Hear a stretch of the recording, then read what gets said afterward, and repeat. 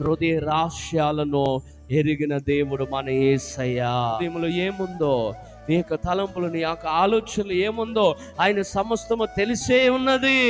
ఆయన బాగుగా ఎరిగిన దేవుడు, ఆయన బాగుగా తెలిసిన దేవుడు.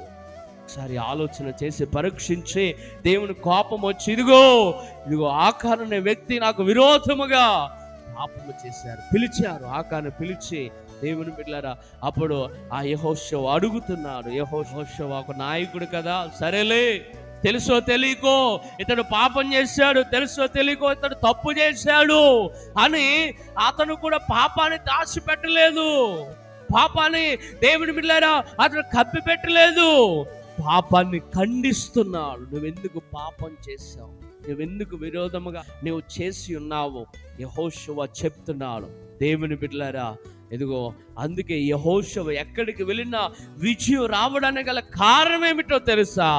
పాపాన్ని అతడు ఏమాత్రము కూడా దాచుకునేవాడు కాదు. యెహోషువ చాలా పరిశుద్ధముగా జీవించేవాడు, చాలా పవిత్రముగా జీవించేవాడు, ఎంతో యథార్థముగా దేవుని కొరకు రోషము కలిగిన వ్యక్తిగా జీవించేవాడు యెహోషువ. ఆమేన్, హల్లెలూయా.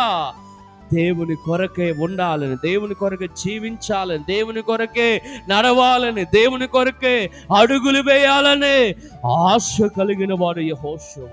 అందుకనే అతడు ఏ పట్టణములోనికి వెళ్ళినా ఆ పట్టణములో దేవుడు గొప్ప విజయాన్ని దేవుడు తనకు అనుగ్రహింప చేసి ఉన్నాడు.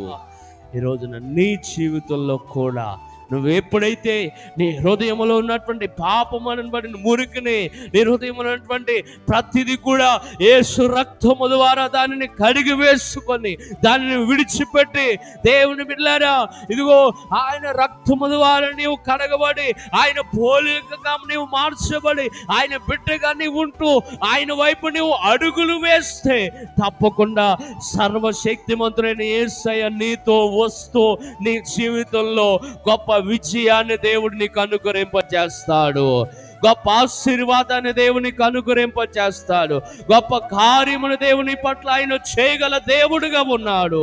బిగ్గరగా చప్పలు కొడుతూ యేసయ్య నామముని మనం మహిమపరుద్దాం.